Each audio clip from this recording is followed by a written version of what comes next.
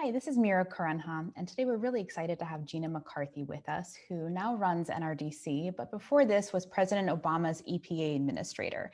And under her leadership, we signed the Clean Power Plan, among many other environmental accomplishments. So we're so excited to have her here today to celebrate the 50th anniversary of the forming of the EPA. Gina, thank you so much for taking the time this morning. Oh, it's so great to be here with you. Thanks for inviting me. I wanted to ask, in the last 10 years or so, Republicans have been really adept at painting the agency as one of overreach, one that kills jobs. And you know, that's been they've been in lockstep with this narrative. But 50 years ago, this agency was created because we saw that Americans needed to be protected from polluters and from pollution, Right. and that there needs to be a regulatory body that does this protection. How can the Biden administration begin to restore the agency and to restore the public's faith in the agency and its mission?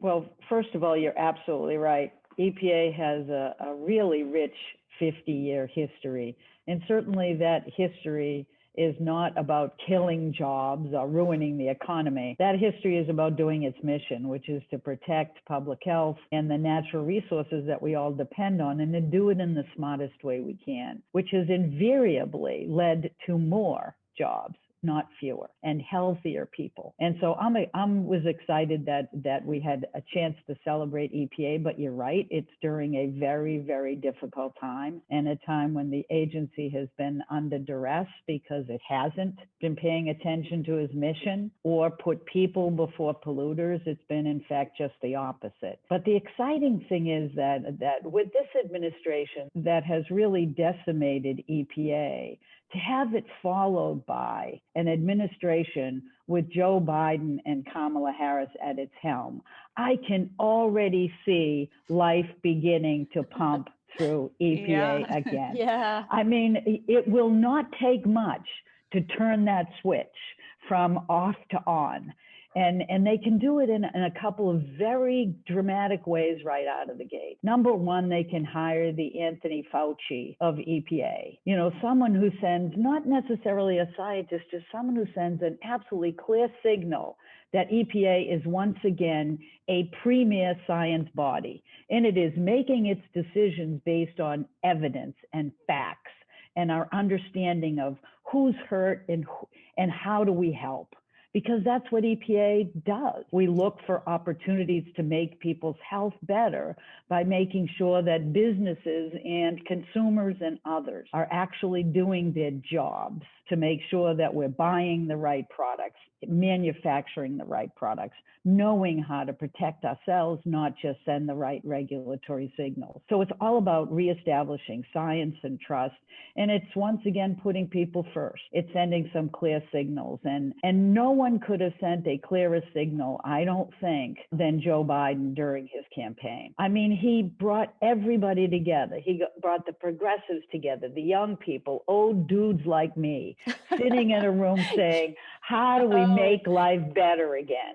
You know, and how do we do our jobs? And so I think he is most likely to send some very clear signals right out of the gate that EPA is on the job with new standard setting that protects your freedom and mine to be able to drink clean water and live in clean places and breathe clean air. And it's going to be just a moment in time when we turn that switch from off to on at EPA. Talk about how you think the agency's holding up now. Where are sort of the places where it needs the most help? Where could it use a shot in the arm? Where is it hurting the most? And how can it really regain confidence in itself? Do you think an administrator can give it that extra boost to sort of get back on its game? I think that the place where it's suffering the most is really in its science base. Its scientists, many of them have left under pressure. They just feel that they've been hamstrung all the way. And so there's a couple of things that are essential to EPA doing its business and the signal that gets sent. And we mentioned this, it's science. It's just really reinvesting there. And so there's ways in which you can do that out of the gate. And so NRDC and others have been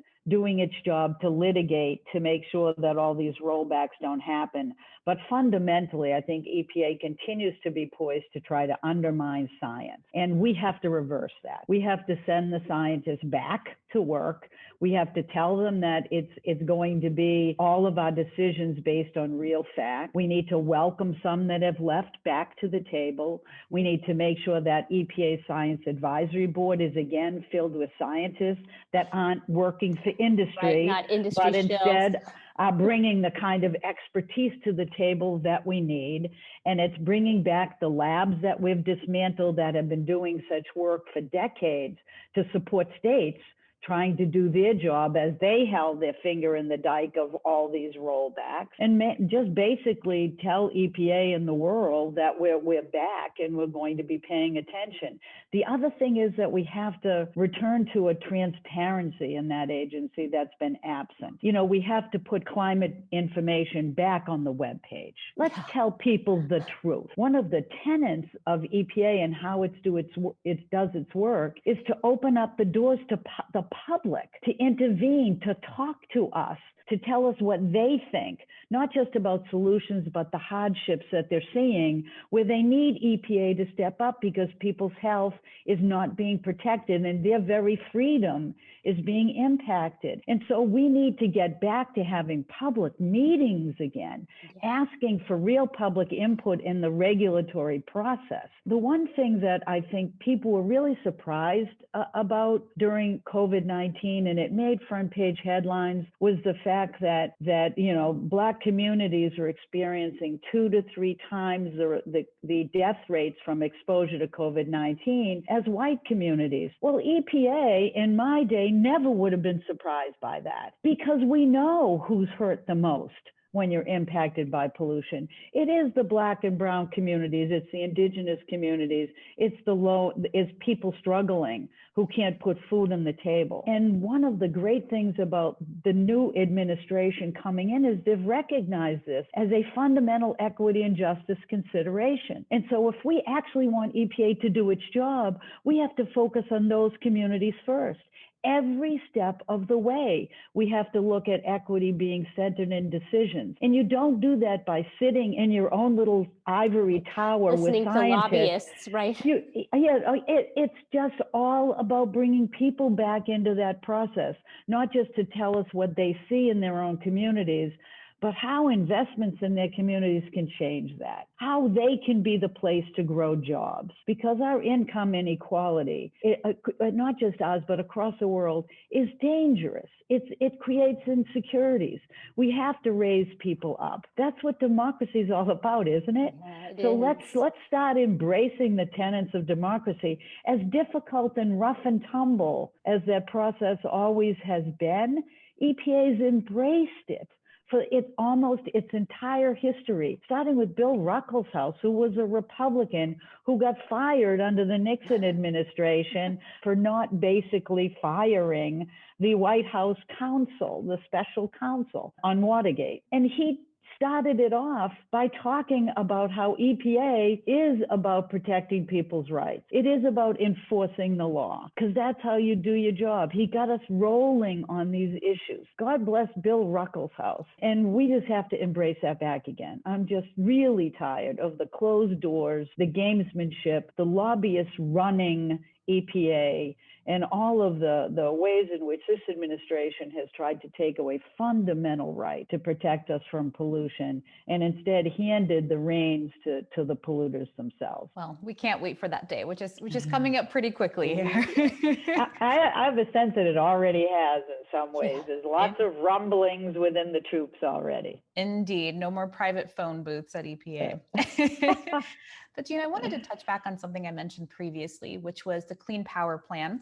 And it was the government's policy mechanism to meet the terms of the Paris Climate Agreement, and was developed and began to be implemented under your leadership. And so since Donald Trump withdrew the United States from the Paris Climate Agreement, we'll have to re-enter it, but that will mean we'll have to have a new policy framework to do so, to meet the terms. What do you think that might look like, if you could have a crystal ball of where we might go, since we're in such a new era and the urgency of climate change is even more apparent? Well, it's useful to talk about this in a couple of different ways. And so let me try to do that quickly. And one is that this administration has effectively tried to roll back everything, including the Clean Power Plan. But data recently released shows that we're already 11 years early at the levels of reduction that the Clean Power Plan sought to achieve by 2030. We are moving like crazy on clean energy because it grows jobs. It's, Right. The energy revolution's already here and it's cheaper. I don't want people to get so caught up in all these rollbacks that they don't recognize that people are fighting against them.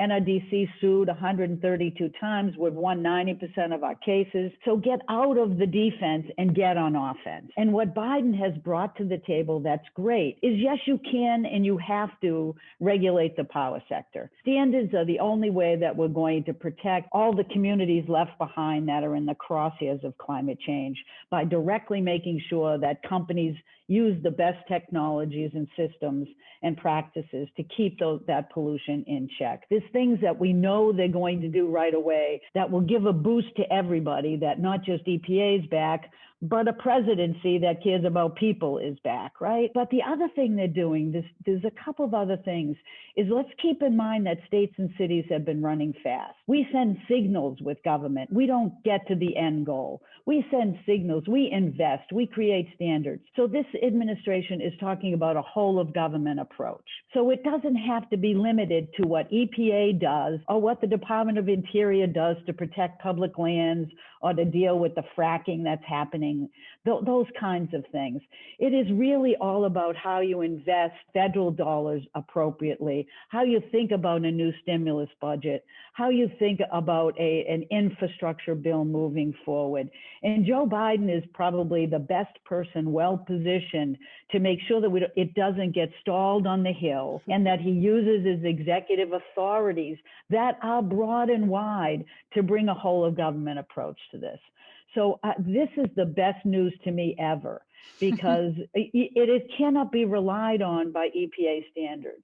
It really has to be a broader based system. And it's about basically nominating Janet Yellen at Treasury. That's a signal setter. It's about Brian Deese just getting put in as the head of NEC. That's a signal setter because he's a climate champion. So yes, EPA will be looking at what do we do next in the Clean Power Plan, but we are not looking at life as pigeonhole bureaucracies. We are looking at the real opportunities this administration has to talk about what we see as the future.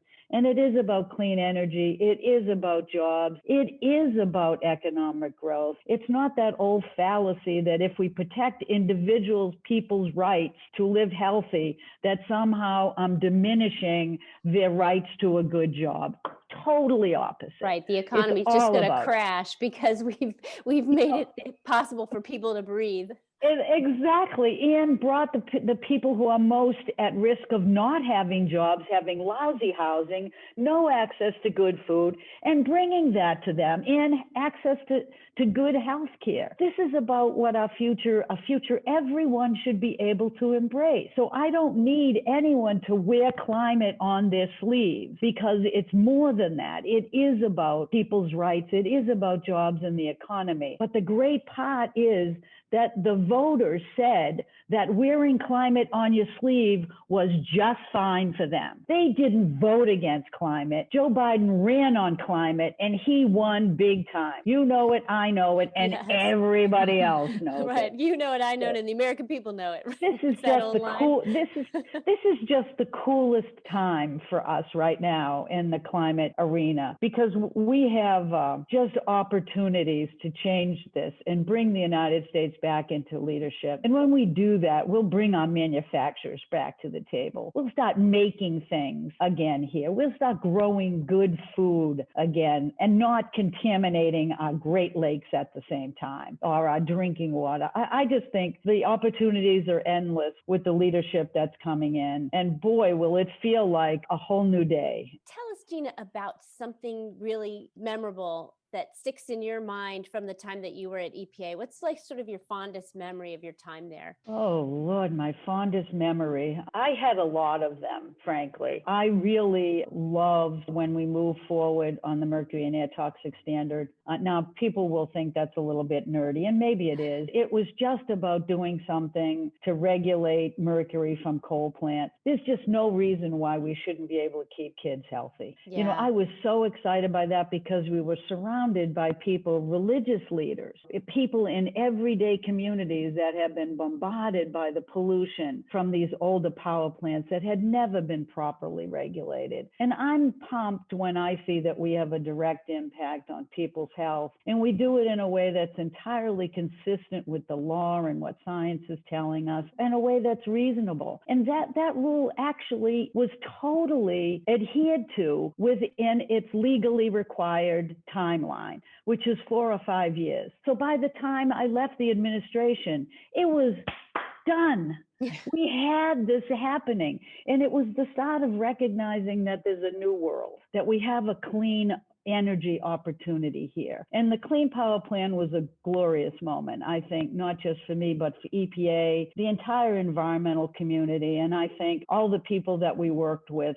in the environmental justice side, because it gave an opportunity for hope, because the Biden administration has decided that they're going to get to clean energy by 2035. I think I had the best team of people ever assembled. Oh, that's to great really to hear. follow the law and science. And I'm so excited that it seems to me that everybody's going to jump on board again, and we're going to do things faster and smarter and keep moving forward. So every moment was great. But the moment I want to tell you that was really fun for me was that unbeknownst to me, when we were opening up at 9 o'clock, I was able to greet people coming into the offices, and we were gathering out front, a couple of 300 people. And who shows up at the door of EPA to welcome everybody back? It was Joe Biden. Wow, because that's a Joe, great story.